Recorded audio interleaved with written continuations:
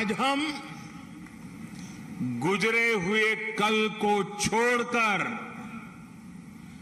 आने वाले कल की तस्वीर में नए रंग भर रहे हैं। आज जो हर तरफ ये नई आभा दिख रही है, वो नए भारत के आत्मविश्वास की आभा है। गुलामी का प्रतीक किंग्स वे यानी राजपथ आज से इतिहास की बात हो गया है।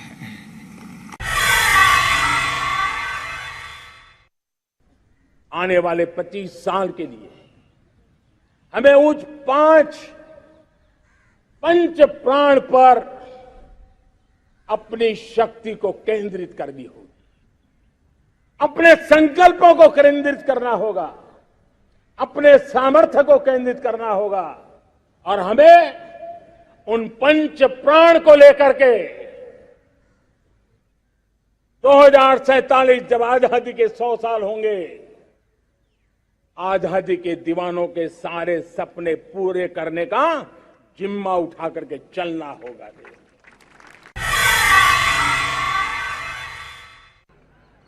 $5 ट्रिलियन इकोनॉमी, इसका सपना संजोया है। 130 करोड़ देशवासी अगर छोटी छोटी चीजों को लेकर चल पड़े तो $5 ट्रिलियन इकोनॉमी कईयों को मुश्किल लगता है, वो गलत नहीं हो सकते, लेकिन अगर मुश्किल काम नहीं करेंगे तो देश आगे कैसे बढ़ेगा? मुश्किल चुनौतियों को नहीं उठाएंगे तो चलने का मिजाज कहां से बनेगा?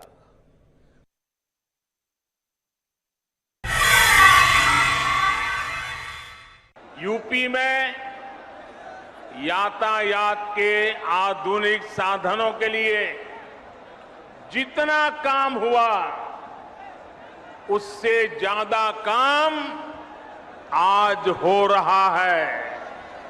मैं आपसे पूछ रहा हूं, हो रहा है कि नहीं हो रहा है? हो रहा है कि नहीं हो रहा है? आंखों के सामने दिख रहा है कि नहीं दिख रहा है? बुंदेलखंड एक्सप्रेसवे से चित्रकूट से दिल्ली की दूरी करीब करीब 3-4 घंटे कम हुई है, लेकिन इसका लाभ इससे भी कई गुना ज्यादा है। ये एक्सप्रेसवे यहां सिर्फ वाहनों को गति देगा इतना ही नहीं है, बल्कि ये पूरे बुंदेलखंड की औद्योगिक प्रगति को भी गति देने वाला है।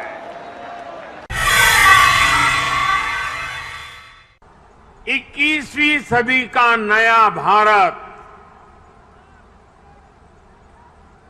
आज एक से बढ़कर एक बेहतरीन आधुनिक इंफ्रास्ट्रक्चर का निर्माण कर रहा है। नोएडा इंटरनेशनल एयरपोर्ट उत्तरी भारत का लॉजिस्टिक गेटवे बनेगा। जब एयर कनेक्टिविटी बढ़ती है तो टूरिज्म भी उतना ही ज्यादा फलता फूलता है। हम सभी ने देखा है कि माता वैष्णो देवी की यात्रा हो या फिर केदारनाथ यात्रा, हेलीकॉप्टर सेवा से जुड़ने के बाद वहां श्रद्धालुओं की संख्या में निरंतर बढ़ोतरी हो रही है। पश्चिमी यूपी के प्रसिद्ध टूरिस्ट और आस्था से जुड़े बड़े केंद्रों के लिए नोएडा इंटरनेशनल एयरपोर्ट भी यही काम करने वाला है। आज जीएसटी एक प्रकार से सभी राज्यों के उन मोतियों को एक धागे में परोने का और आर्थिक व्यवस्था के अंदर एक सुचारू व्यवस्था लाने का एक अहम प्रयास है। जीएसटी ये कोऑपरेटिव फेडरलिज्म की एक मिसाल है जो हमें हमेशा हमेशा और अधिक साथ मिलकर चलने की ताकत देगी। जीएसटी ये टीम इंडिया का क्या परिणाम हो सकता है, ये टीम इंडिया की कर्तृत्व शक्ति का, सामर्थ्य का परिचायक है। और उसमें एक सपना मेरा, वो सपना है 2022 में जब भारत की आजादी के 75 साल हो, तब हिंदुस्तान के गरीब से गरीब व्यक्ति को भी रहने के लिए उसको अपना घर मिल जाए, ये काम मैंने सर पे लिया।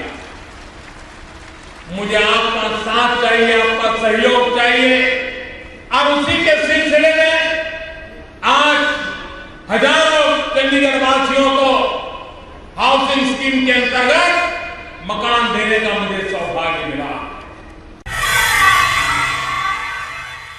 गरीब, किसान, श्रमिक, मध्यम वर्ग का जीवन, माताओं बहनों का सम्मान, ये सब आसान बनाने की दिशा में हम काम कर रहे हैं। इन दोनों पर साथ चलते हुए इस बार केंद्र सरकार ने जो बजट पेश किया है, उसमें भी अनेक बड़ी योजनाओं का ऐलान किया गया है।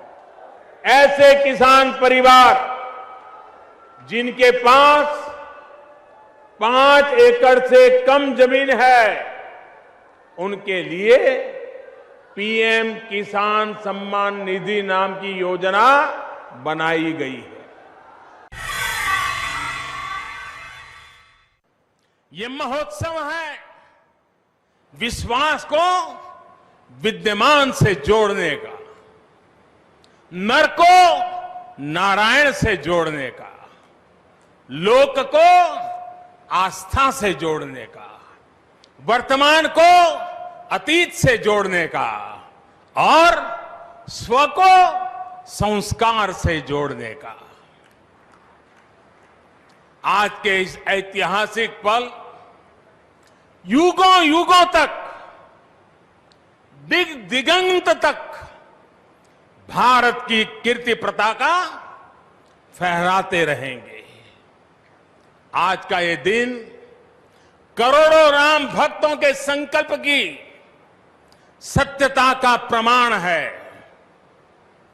आज का ये दिन सत्य, अहिंसा, आस्था और बलिदान को न्याय प्रिय भारत की एक अनुपम भेंट है।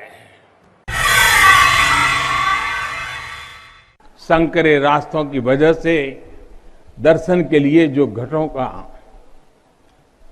तक का इंतजार करना पड़ा था, जो परेशानी होती थी, वो भी अब कम होगी। पहले यहां जो मंदिर क्षेत्र केवल 3000 वर्ग फीट में था, वो अब करीब करीब 5 लाख वर्ग फीट का हो गया।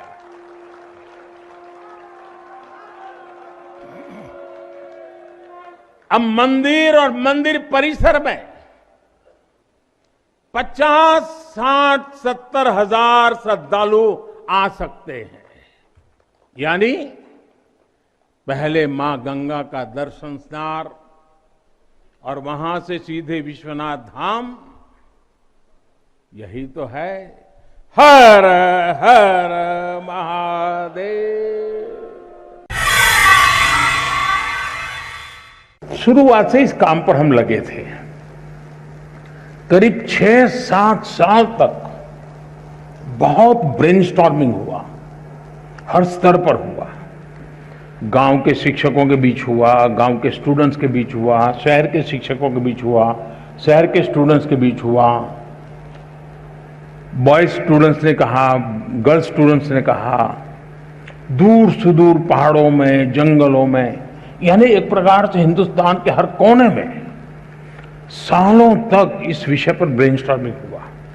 उस सब के जिस तैयार किए गए और देश के बहुत ही अच्छे विद्वान, और वो भी आज के युग को ध्यान में रखते हुए जो लोग साइंस और टेक्नोलॉजी से जुड़े हुए थे, ऐसे लोगों के नेतृत्व में इसकी विशद चर्चाएं हुई। उसमें से एक ड्राफ्ट तैयार हुआ। उस ड्राफ्ट को फिर लोगों के बीच में भेजा गया और 15-20 लाख इनपुट्स आए। यानी इतना बड़ा एक्सरसाइज, इतनी व्यापक एक्सरसाइज, उसके बाद एजुकेशन पॉलिसी आई है। सामान्य श्रेणी के गरीब युवाओं को शिक्षा और सरकारी सेवाओं में 10% आरक्षण नए भारत के आत्मविश्वास को और बढ़ाने वाला है। ये सिर्फ आरक्षण नहीं है, बल्कि उन युवा आकांक्षाओं को नया आयाम देने की कोशिश है। इस सरकार की पहचान है, हम समस्याओं के टालते भी नहीं हैं, हम समस्याओं को टालते भी नहीं हैं और न ही हम समस्याओं को पालते हैं। अब समस्याओं को टालने का भी वक्त नहीं है, अब समस्याओं को पालने का भी वक्त नहीं है। जो काम पिछले 70 साल में नहीं हुआ, नई सरकार बनने के बाद 70 दिन के भीतर भीतर आर्टिकल 370 और 35A को हटाने का काम भारत की दोनों सदनों ने, राज्यसभा और लोकसभा ने 2/3 बहुमत से पारित कर दिया।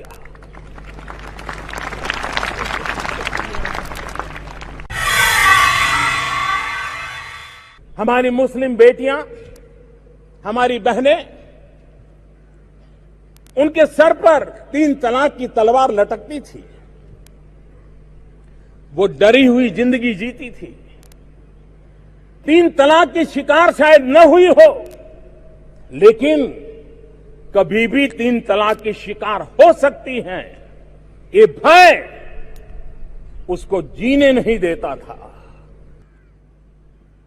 अगर इस देश में हम सती प्रथा को खत्म कर सकते हैं, हम भ्रूण हत्या को खत्म करने के कानून बना सकते हैं, अगर हम बाल विवाह के खिलाफ आवाज उठा सकते हैं, हम दहेज में लेन देन की प्रथा के खिलाफ कठोर कदम उठा सकते हैं, तो क्यों ना हम 3 तलाक के खिलाफ भी आवाज उठाएं। ये निर्णय राजनीति के तराजू से तोलने के निर्णय नहीं होते हैं, सदियों तक माताओं बहनों के जीवन की रक्षा की गारंटी देते हैं। दुनिया में हिंदुस्तान को बदनाम करने का काम हो रहा है और तब जाकर के लगता है कि भारत की संसद ने नागरिकता के कानून में जो सुधार किया है वो 1000% सच्चा निर्णय है, वो आपके कारनामों से अब सिद्ध होने लगा है। मैं फिर कहूंगा, सिटीजनशिप एक्ट नागरिकता छीन लेने का नहीं, ये नागरिकता देने का कानून है।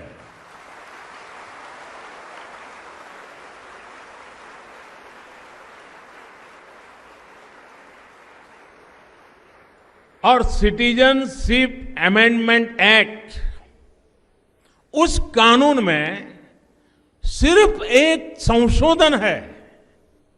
ये संशोधन, ये अमेंडमेंट क्या है? हमने बदलाव ये किया है कि भारत की नागरिकता लेने की सहूलियत और बढ़ा दी है। साथियों, स्वतंत्रता के बाद पूज्य महात्मा गांधी से लेकर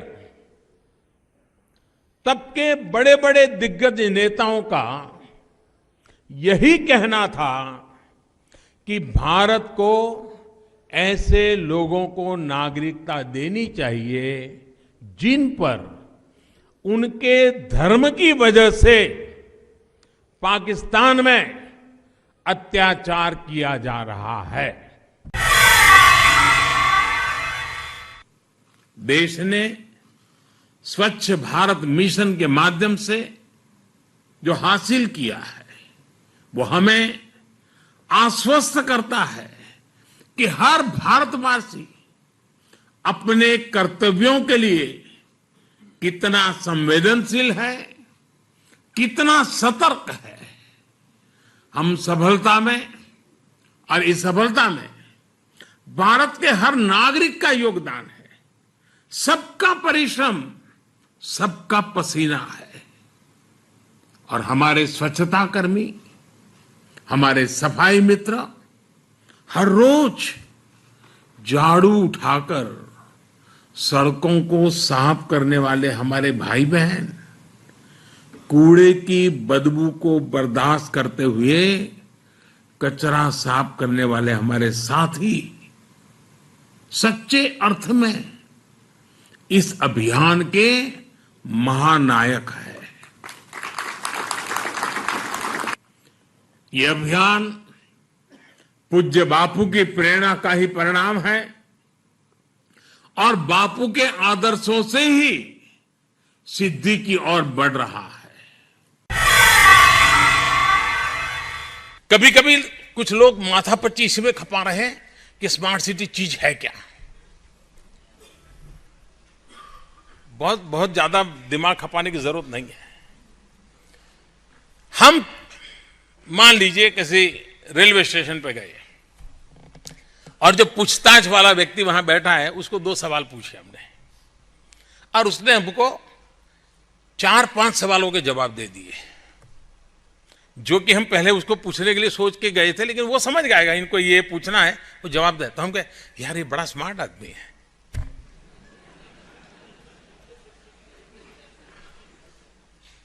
मेरी आवश्यकता से भी वो एक कदम आगे हैं। मेरे हिसाब से यही स्मार्ट सिटी है कि नागरिकों की जो आवश्यकता है उससे 2 कदम आगे चले।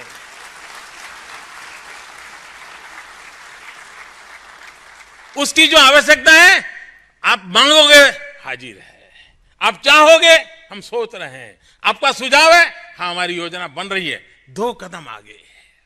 आप देखिए, देखते ही देखते स्मार्ट सिटी बन